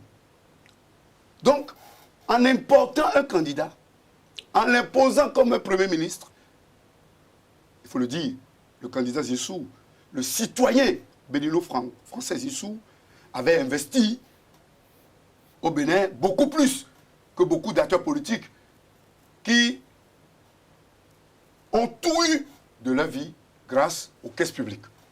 En parenthèse. Donc l'arrivée de celui-là a été perçue par le peuple béninois comme un schéma à la Poutine. Et les résultats se sont fait sentir. Le chef de l'État fort, donc, des 65%, avait le choix entre taper sur le Parlement pour faire passer ses réformes ou imploser le Parlement pour avoir l'assise qu'il lui faut, la majorité relative de 42 députés qu'il avait eu pour faire revenir le président Adrien Mbedji Tangan en ce moment. Parce que certains de ses partenaires, qu'il a cru devoir mettre à l'écart du schéma pour les raisons qui lui sont propres, ont bien pensé avoir aussi le mot à dire au sein du Parlement en cooptant des députés qui étaient en débandade tant au sein des FCBE qu'au sein de l'Union fait la nation. Le PRD ayant réussi à sauver la BAC avec quelques broutilles qui ont pris leur départ. Lorsqu'on se retrouve dans ce débat, et puisque notre système politique ne permettait pas la dissolution du Parlement, on a constaté que le chef de l'État a voulu imploser les ensembles politiques. Il a tenté au niveau de la RB, c'est toujours un jugement. Il a tenté au niveau du PSD, il semble avoir perdu. Et au niveau du PRD, on a ouï dire que l'honorable Robert Bla voulait également créer son parti. la stratégie n'a pas marché. L'homme avait ses objectifs, mais en face de lui, avec quelle opposition? Une opposition composée en grande partie des FCBE, de restaurer l'espoir, de l'USL. Des trois partis, je ne qualifierais pas de go l'USL d'un parti politique. Parce que pour moi, un parti politique, ça se constate pas sur papier. Mais ça se constate à l'épreuve des élections par rapport à une constance et dans le discours et dans le nombre de personnes qu'on a réussi à faire élire. L'USL a été créé avec des dents, mais malheureusement se retrouve aujourd'hui dirigé par les gens qui n'ont ni fait la campagne avec le candidat Sébastien Adjavon, qui n'ont ni combattu le meilleur combat pour qu'il obtienne le pouvoir. Je me demande comment ils peuvent gérer. Et c'est normal que l'USL coule de toutes parts. Les deux tendances aujourd'hui qui représentent les forces tangibles de l'opposition politique, FCBE et Restaurer l'Espoir, se sont retrouvés dans un ensemble d'acteurs de l'opposition qui se retrouvent, cette opposition politique, empêtrée dans des crises de leadership. Qui veut être leader de l'opposition? Dans des invectives interpersonnelles, on a entendu l'autre dire que l'autre faisait la drogue, qu'on ne va pas se soumettre à lui. Et pourtant, ils étaient ensemble. Et cela pourrait se justifier. Parce que Restaurer l'Espoir a soutenu Talon. Sébastien Adjavon a été de lui-même et Yahi Boni a soutenu Lionel Zissou. Comment voulez-vous qu'en moins d'un an, des personnalités qui ont fait converger des militants vers de différents candidats, qui ont eu à tenir des discours les uns contre les autres sur le terrain, en arrivent du jour au lendemain à s'entendre simplement parce qu'en face d'eux, il y a un danger commun. Impossibilité mathématique. Lorsque l'on se situe jusqu'en 2018, la légitimité a échappé au pouvoir du président Patrice Talon parce que des actes ont été posés, les casses, les tentatives d'implosion des partis politiques, la prise en otage du système économique par un groupuscule de personnes, et cela se poursuit, malheureusement. Ces actes ont amené une bonne partie des 65% qui l'ont soutenu à lui tourner dos. Pas à se révolter forcément, mais à se murer, se terrer dans un silence qui ne lui permettait pas d'avoir des éléments pour mieux réajuster le tir de manière à aller de l'avant. Pendant ce moment, il y avait des classiques de système qui avaient tout intérêt à ce que certains ne soient pas là et qui tenaient des discours, même sans tel aurait pu gagner. La tendance était cela. C'est sociologique. Parce qu'il y en a dans notre pays qui sont régimistes et qui sont prêts de tous les pouvoirs. Donc le chef de l'État a été astucieux.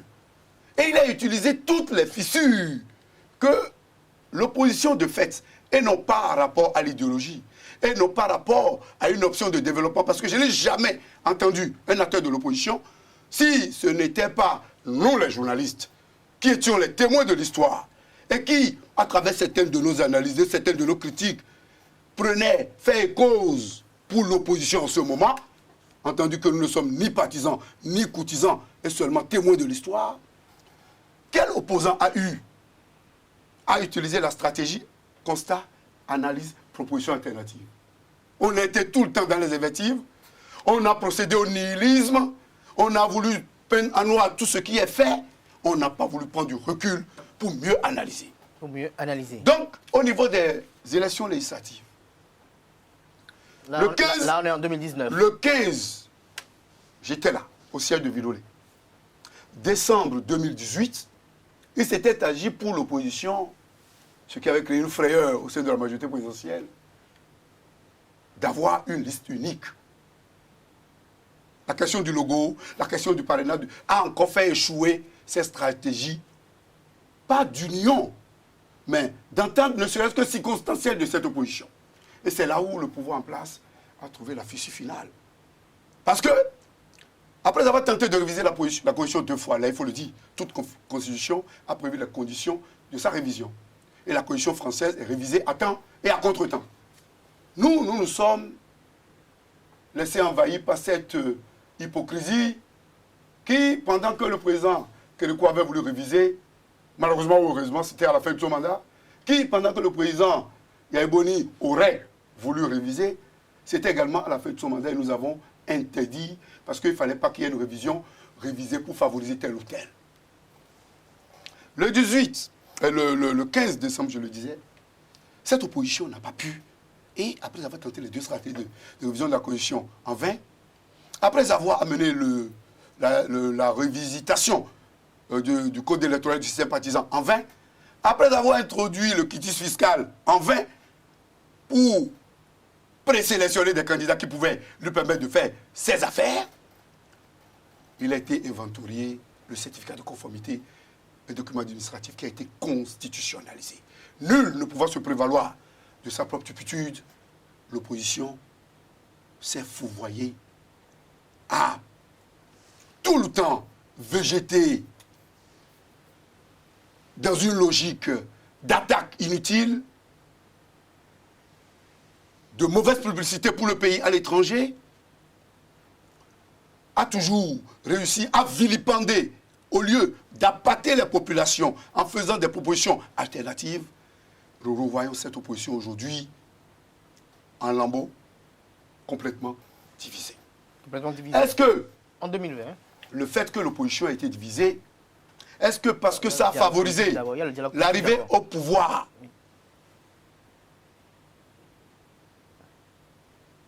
dans toutes les institutions des proches du président Patrice Talon est la preuve de l'efficacité du gouvernement Talon, ou bien est-ce que cela permettra au chef de l'État tout simplement de faire valoir ses droits et ses intérêts? L'histoire nous le dira. L'histoire nous le dira, oui. Il y a eu le dialogue national Il y a le dialogue politique.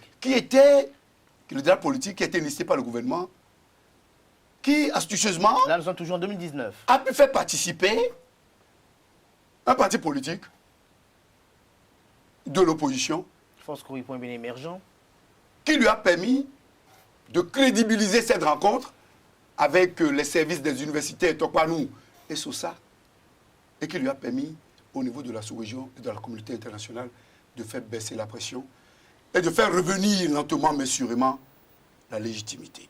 Voilà un peu ce qu'on peut dire sur le plan politique. Et le chef de l'État aujourd'hui, conscient de ce qu'il y a eu des casses lors des législatives de 2019, conscient de ce que les deux blocs, sinon la plupart des blocs, je veux parler de l'UP, je veux parler du BR, je veux parler de l'UDBN, je veux parler du Morel et de tous les autres, qui n'ont pas rejoint tous le chef de l'État avant les législatives, contrairement à ce que les gens disent qu'ils ont tous trahi l'opposition.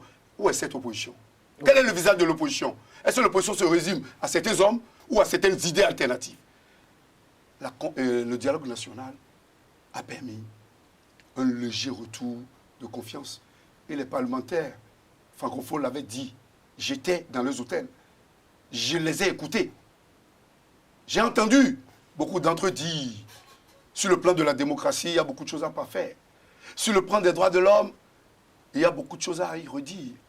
Mais nous devons reconnaître qu'il y a des efforts pour colmater les brèches ou, j'allais dire, pour rectifier le tir. Et le chef de l'État l'a reconnu dans son discours, qui était venu comme pour répondre, parce qu'on n'a pas vu le gouvernement de la rupture ou du Bénin révélé fêter l'an 1.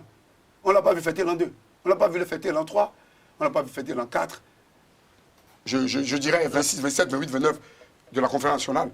Mais on n'a pas vu également annoncer que le chef de l'État allait faire un entretien. Mais sur le cas, on a entendu ses partenaires d'hier, ses adversaires d'aujourd'hui parler. Nous ne pouvons pas dire aujourd'hui que le chef de l'État n'a pas enclenché un processus de réconciliation. Lorsque je vois le patriarche, c'est Foufabon. Lorsque je vois beaucoup de leaders d'opinion qui ont combattu le meilleur combat et qui ont résisté jusqu'aux élections législatives, l'UDBN est un exemple patent. Mais si tout cela en arrive avec des éléments qui leur sont propres, à justifier, pas leur remise en cause de leur option de départ, mais pas l'assentiment relativement favorable qu'ils donnent au chef de l'État dans la logique de la réconciliation nationale, je me dis qu'il y a du chemin. Ceci ne pouvant pas effacer ceux qui ont été tués, les premiers, les deux. Mais ceci ne pouvant pas nous permettre de croire, ipso facto, mais s'ils sont légalement établis, que les parlementaires que nous avons aujourd'hui sont légitimement installés. On vous aura compris, Médéric François Gongo. Donc, j'en aurais fini. Oui, allez-y. Lorsque je dirais aujourd'hui qu'il est important, face à l'échec de la classe politique, d'exhorter les autorités actuelles à permettre à l'opposition de se sentir à l'aise. Mais on ne peut connaître l'opposition qu'à l'issue des élections. Mais de recadrer également la mouvance présidentielle, où ce n'est pas parce qu'on est proche d'un pouvoir qu'on peut tout se permettre. Diaboliser les autres. Tenter de démontrer aux chefs que le mal c'est eux. Alors qu'à l'évidence aujourd'hui, la vraie opposition politique se retrouve au sein de tous ceux qui sont chefs de l'État, qui, quoi qu'on dise, constituent 95% de la classe politique classique. Doit-on continuer de faire avec eux? Créer la transition pour aller vers d'autres ensembles politiques? Doit-on les supprimer, les écarter complètement pour aller vers une autre impulsion? Voilà autant de sujets de réflexion auxquels nous sommes conviés. Auxquels nous sommes conviés, auxquels peut-être Julien Kitty va peut-être apporter quelques réponses, n'est-ce pas? Non, mais je ne pense pas pouvoir apporter réponse à tout cela aujourd'hui parce qu'il y a des choses graves, entre griffes, qui ont été dites. Quand je dis choses graves, ce n'est pas, il ne faut pas le prendre négativement, ou il faut dire des choses assez révolutionnaires parce qu'il dit, comme axe de réflexion, est-ce qu'il faut supprimer ce personnel-là, ce personnel politique, ces composantes qui s'agglutinent aujourd'hui autour du chef de l'État.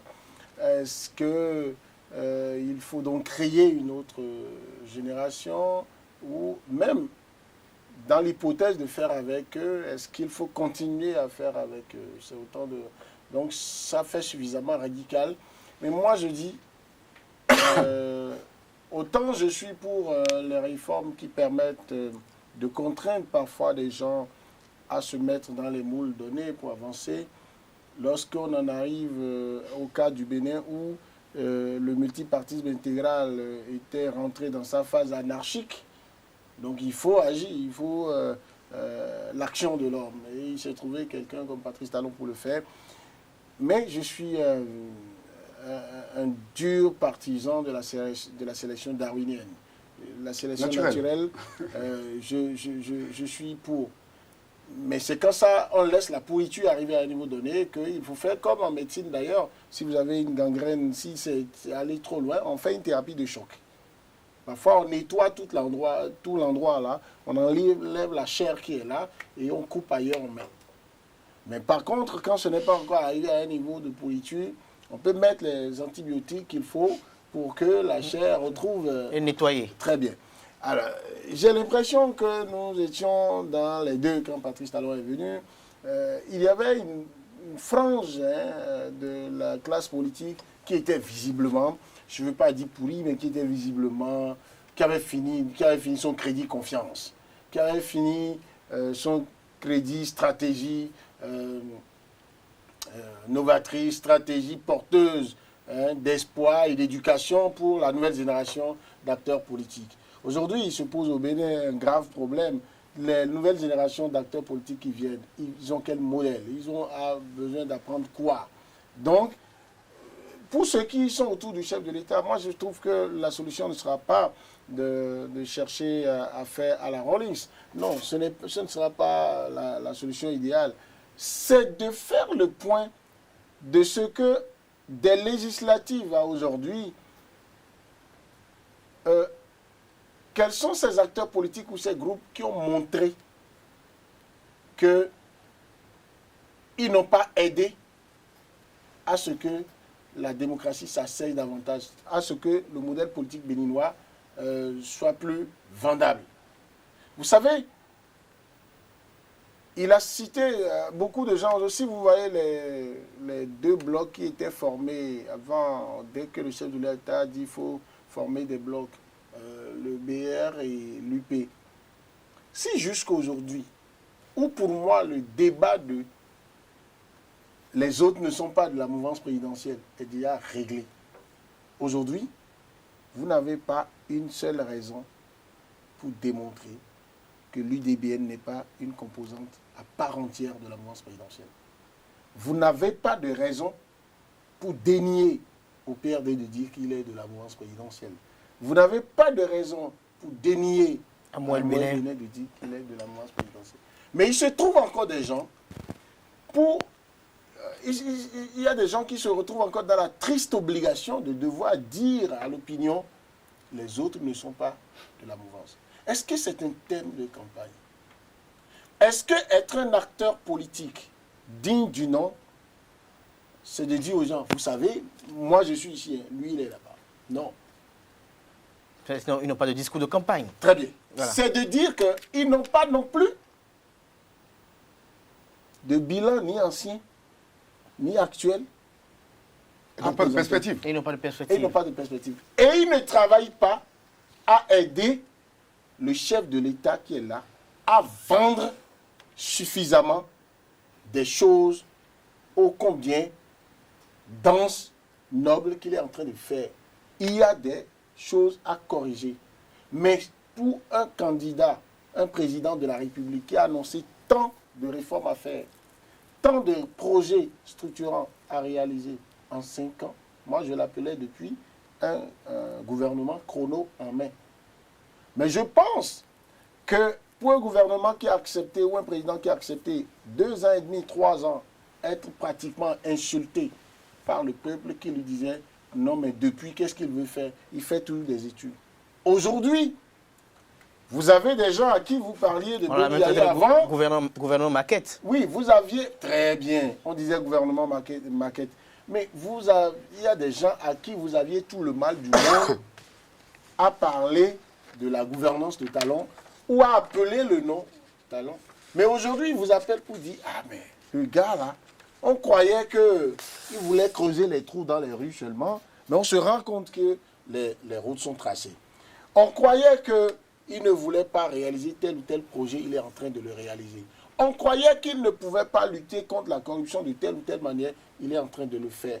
Et donc, pour moi, j'estime que les composantes de la mouvance présidentielle qui ne méritent pas d'être supprimées, qui ne méritent pas de subir des sabotages, peut-être de subir la métamorphose nécessaire. Oui, mais ça arrivait à la vision du chef et au désirata de la population. Je pense que, comme j'ai eu à le dire un jour, où on faisait le débat entre PRD, et le débat d'opposition d'option entre PRD et l'UDBN, où l'UDBN avait dit avec sa présidente dès le départ, Monsieur le Président, nous vous soutenons, nous restons avec vous, nous avons contribué à votre avènement au pouvoir et nous allons vous soutenir jusqu'au bout, mais nous faisons un parti politique digne donc d'un bloc et nous y allons.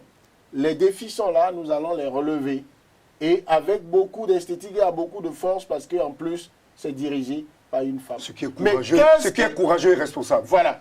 Ce qui est courageux et responsable. Parce que quand vous aimez, j'avais dit le jour là, sur le plateau d'une autre chaîne de télévision, pardon, j'ai dit, mais qu'est-ce qu'il y a de plus beau que lorsque vous aimez une personne, de pouvoir lui dire la vérité, de lui dire que de votre position, vous pouvez bien l'aider, vous pouvez bien le soutenir, vous serez à même de faire déployer, de faire exploser tout votre talent, tout votre génie.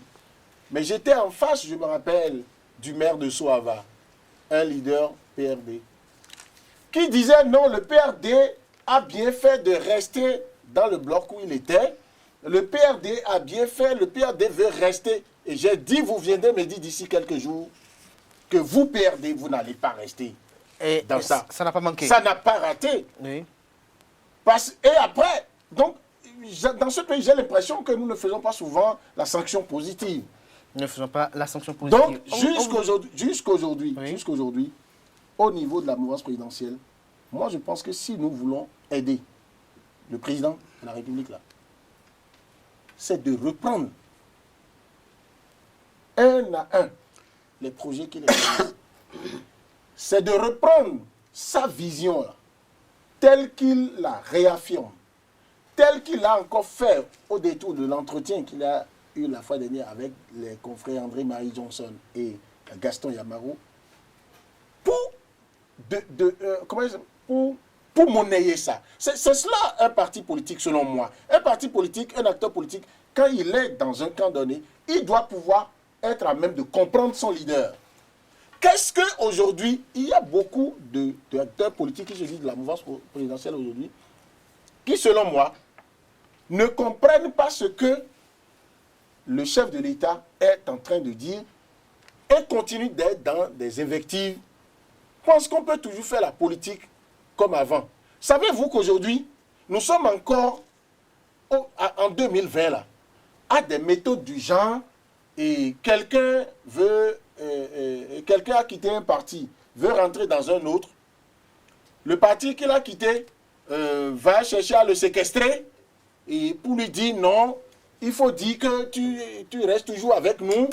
Ces méthodes où on déportait les gens, ces méthodes où on menaçait les gens au téléphone, on parle d'idéologie, on parle de conviction.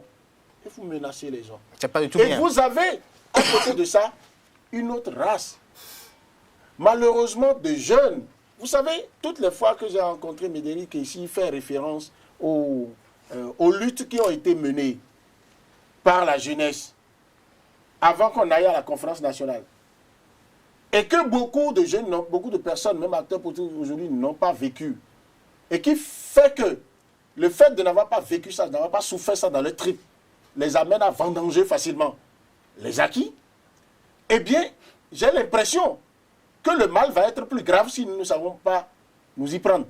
Si nous ne récupérons pas tout de suite la nouvelle génération de jeunes, la trentaine, la quarantaine, mais qui n'a pas du tout connu les luttes passées là, et qui se dit, ok, conférence nationale aussi, bon, on passe. Maintenant, qu'est-ce que la jeunesse l'avait fait?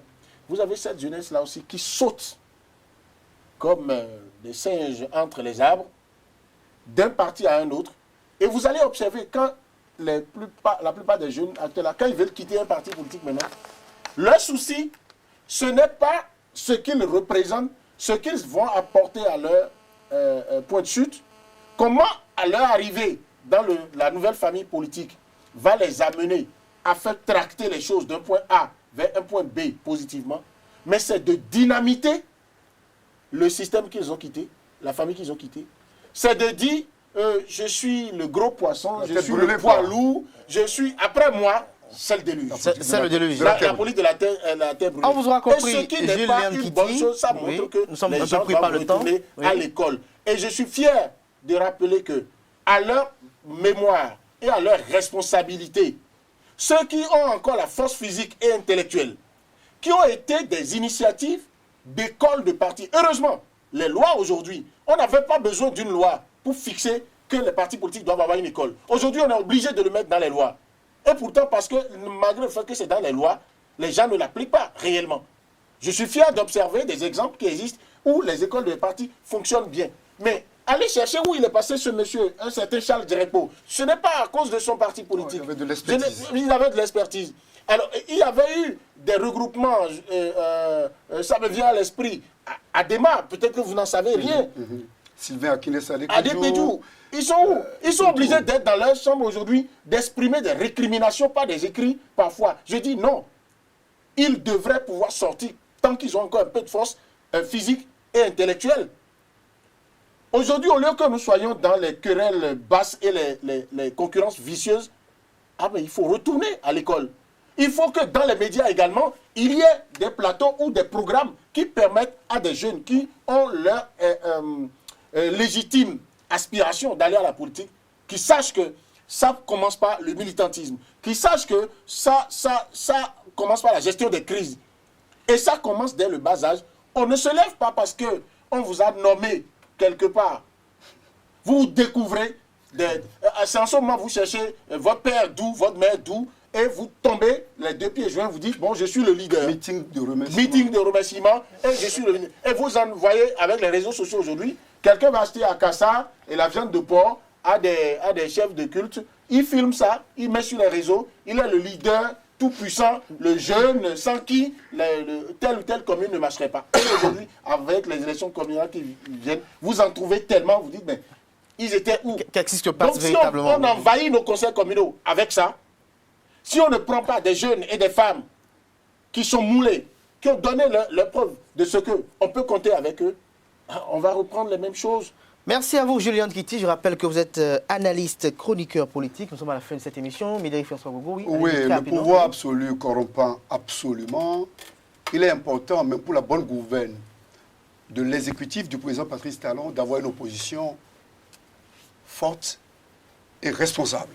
Mais il faut... le pouvoir de Talon ne va pas créer l'opposition. Et c'est pour cela que je dis, il faut réinventer l'opposition politique. Voilà. Donc il faut soustraire le Bénin de l'éternel duel entre Talon et Yahi. Le président Boli Yahi a fait son temps. Après les 11 ans à la BOAD, il a fait 10 ans à la tête du pays en tant que fils du Bénin. Il a eu à réaliser beaucoup de choses. Mais malheureusement, ces choses n'ont pas eu tellement d'incidence sur l'électorat, en ceci qu'on a constaté que l'électorat n'a donné que 28% à son candidat. Ça veut dire qu'il y avait beaucoup d'autres chemins à parcourir. Le président Patrice Talon, à la tête de la grande coalition de rupture, est arrivé pour opérer des réformes et mettre le Bénin politiquement, économiquement, diplomatiquement sur l'orbite tellement enviée par le monde. Il s'y est pris, comme bon lui semble, en se mettant à dos, très tôt, l'électorat qu'il avait porté au pouvoir, dans une proportion, puisqu'il n'avait eu que 24% au premier tour, au moins de 41%. Sur l'échelle des 3 700 000 de Béninois qui ont voté, le président Patrice Talon a démarré son mandat en se mettant à dos près de la moitié. Ce n'était pas évident qu'il réussisse très vite. Les cactus, les goulots d'étranglement. Il a dû utiliser la méthode, tout ce qui n'est pas interdit est permis. Et inattaquable sur tous les plans, de manière rangée par l'opposition, il poursuit son chemin. L'on l'appréciera de manière valable, parce qu'il ne faut pas porter un jugement de fait, ni de préférence. Il faut toujours avoir un jugement de valeur. Absolument. Absolument. Et à la fin de son mandat, on va l'apprécier. On va l'apprécier. Mais nous devons réussir à lutter pour soustraire le Bénin du diktat de l'éternel conflit entre deux anciens amis qui se sont retrouvés en difficulté après que l'un aurait trahi l'autre après 2006 et que l'autre aurait utilisé de tous les moyens pour revenir à côté de lui, se faire renvoyer à l'exil et revenir lui prendre le pouvoir. Lorsque nous aurons réussi à ça, lorsque, au niveau des partis politiques, nous allons réussir à ne positionner sur les listes que des gens qui ont été militants et qui en ont donné la preuve, ou que des gens qui ont été formés dans des écoles politiques, on aura renouvelé le personnel politique. Qui n'ont pas de retard sur le vocabulaire politique, sur la philosophie politique. Si on doit apprendre tout ça pendant qu'on y est sur le raisonnement politique, sur l'animation de la vie publique. En ce moment, on aura un Parlement de qualité qui puisse agir pas dans 5 ans, pas dans 10 ans, mais au moins durant toute une génération pour rectifier le tir. Encore qu'on l'a déjà eu une fois, ça veut dire que c'est possible. Hein? Il y a eu des gens qui ont animé. Donc, l'idéal, je ne dirais pas l'idéal, l'impératif serait d'avoir de grands ensembles politiques, des systèmes politiques qui puissent résister au décès des responsables, à leur défection, à leur abandon, qui puissent être assis, ces ensembles politiques, ces systèmes politiques, sur des philosophies qui se combattent. Et lorsqu'on a un débat, qu'on sente que c'est sur la base des idées qu'on se combat, et non parce que chacun vient dire ce qu'on lui a dit de dire, sans raisonner, mais en déroulant des disques. Donc, nous pouvons encore corriger beaucoup de choses. On peut corriger encore beaucoup de choses. Nous avions été du combat, non? Pour ceux qui pensent que c'est à partir de 92 où nous avions fait quelques essais à Atlantique FM, ou en 95 où nous avons commencé à Golf, que nous sommes arrivés dans la chose, nous leur rappelons que c'est la politique qui nous a amenés au journalisme. Pour le dire que le journalisme nous a acceptés, nous retrouvons très bien dedans. Peut-être que le journaliste va vous renvoyer à la non, politique. tel que ça se passe aujourd'hui, dans dans un pays où il y a plus d'ignorants, vous m'excusez, où il y a plus d'ignorants, où il y a plus de défaitistes, où il y a plus de comédiens. Les gens vous disent vous êtes bon, mais lorsque vous réservez le droit de faire passer une opinion qui est la vôtre, on dira vous avez tourné dos. Comme si avec eux, vous étiez engagés. Où nous défions quiconque. Oui, merci Depuis, je vous en prie, c'est très important. Ok, allez-y. Ce n'est pas du narcissisme, Oui. mais c'est une mise au point parce que cela fait près de 6 mois, ou tout au moins 5, que nous n'avons plus pris part à une émission de cette envergure. Et beaucoup de choses se disent. Mais bien avant même, quand nous défendions les opinions critiques, parce qu'il ne faut jamais injurier un chef de l'État. Si tu injuries ton chef d'État, tout comme tu ne peux pas le faire pour ton chef de famille, ni pour ton chef de collectivité, tu vas répondre de tes responsabilités. Et ce qui est injurié pour la plupart, c'est que ceux qui ne maîtrisent pas la langue de Molière, ou qui se sont en manque d'arguments. Parce que la même chose, tu as la possibilité de la dire 10 fois, et d'amener celui à qui tu fais des reproches, de ne le constater que 5, 6, 7 jours après. Donc le temps d'amortir le choc de la balle que tu lui envoies. Donc, j'en aurais fini lorsque je dirais que notre engagement pour la vérité est non négociable. Notre obligation de n'être que le témoin de l'histoire en tant que journaliste doit être notre priorité. Nous excuser auprès de tous ceux qui nous suivaient au Canada, un peu partout, mais qui se sont plaints de nos positions, de nos unes et tout ça, pour leur dire que lorsqu'ils nous diront quel est le visage exact de l'opposition, et que lorsqu'ils nous donneront la garantie que si tous ceux qui sont autour du chef de l'État aujourd'hui seront autour de lui jusqu'à la fin de son premier ou deuxième mandat, nous leur trouverons raison. Car la vérité, la politique béninoise, nous la connaissons mieux que 95% des acteurs politiques. Merci. Merci à vous, Médéric François Ngongo. Je rappelle que vous êtes le fondé du quotidien béninois d'investigation et d'analyse Actu Express. Vous étiez face à Jules Léandre Kitty, il est analyste et chroniqueur politique. Chers amis internautes, c'était Info Hebdo de ce samedi, le dernier du mois de février. Merci pour l'attention et à samedi prochain, peut-être avec les mêmes invités ou avec d'autres. D'ici là, portez-vous bien et prenez le rendez-vous pour demain avec l'invité. Ce sera avec le député de la 8e législature, l'honorable Valère Tchobo.